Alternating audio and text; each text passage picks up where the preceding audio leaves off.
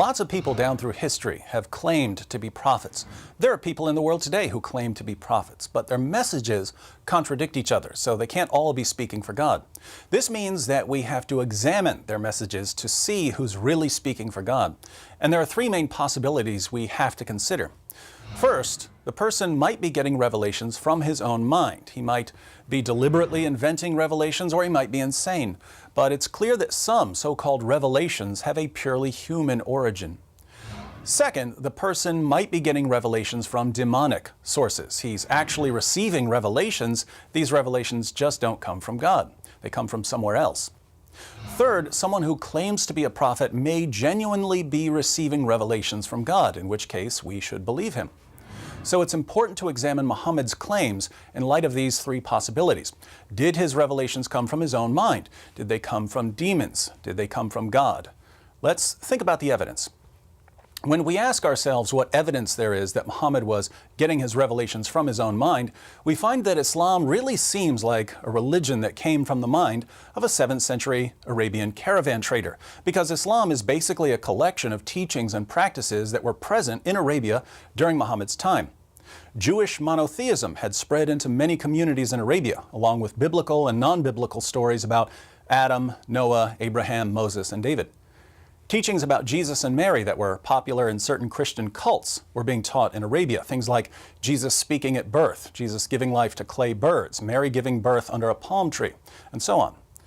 The Sabians, who are mentioned in the Quran, prayed at all 5 of the times Muslims pray during their daily prayers, and they recited a creed, La ilaha illallah.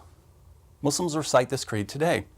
Many of the polytheists of Arabia performed ablutions. These are ceremonial washings. They took an annual pilgrimage to Mecca. They circled the Kaaba. They kissed the black stone that supposedly fell from heaven. All of these teachings and practices became a part of Islam, which means that Islam is exactly the sort of religion we would expect to arise in 7th century Mecca.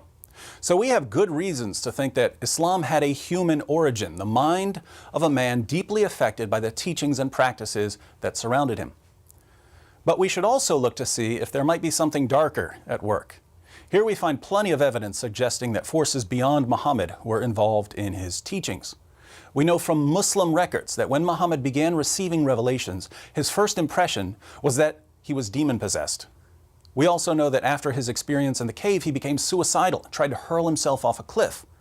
According to the earliest Muslim sources, Muhammad was tricked into delivering a revelation from the devil. These are the so-called satanic verses, where Allah gave Muslims permission to pray to 3 pagan goddesses. Muhammad revealed these verses as part of the Quran, but he later came back and said that Satan had deceived him. We also know from Muslim sources that Muhammad claimed that he was a victim of black magic, a spell that gave him delusional thoughts and false beliefs. So Muhammad's first impression of his revelations was that he was demon-possessed. His revelations made him suicidal, and even Muslim sources claimed that he delivered a revelation from the devil and that he was a victim of black magic. It seems that we don't just have evidence that Muhammad's revelations had a human origin, we also have evidence of spiritual problems. The question now is whether there's any evidence that Muhammad's revelations came from God. Now, the Quran offers 2 main arguments for Muhammad's status as a prophet. The first is what I call the argument from literary excellence. The claim here, which we find over and over again in the Quran, is that the Quran is so wonderfully written, it must be from God. So Muhammad's main argument is that the poetry he was delivering was so wonderful, it could only come from God. There are 2 main problems with this argument. One, even if something is wonderfully written, so wonderfully written that it can't be imitated, this tells us absolutely nothing about whether it's from God. If we can't write poems like T.S. Eliot or plays like Shakespeare or books like Charles Dickens, this doesn't mean that Eliot and Shakespeare and Dickens are prophets of God. It would only mean that they had unique literary styles. 2, I'll go ahead and say it, the Quran is awful. I'm someone who reads a lot, and I've never read a book as awful and boring and disorganized as the Quran. I agree with the late philosopher Antony Flew, who said, to read the Quran is a penance rather than a pleasure. He said that reading the Quran is a penance. It's a kind of punishment. So the argument from literary excellence fails completely. The second main argument for Islam is the argument from biblical prophecy. The Quran claims that there are prophecies about Muhammad in the Torah and the Gospel. What's the problem here? Well, according to both the Torah and the Gospel, Muhammad was a false prophet.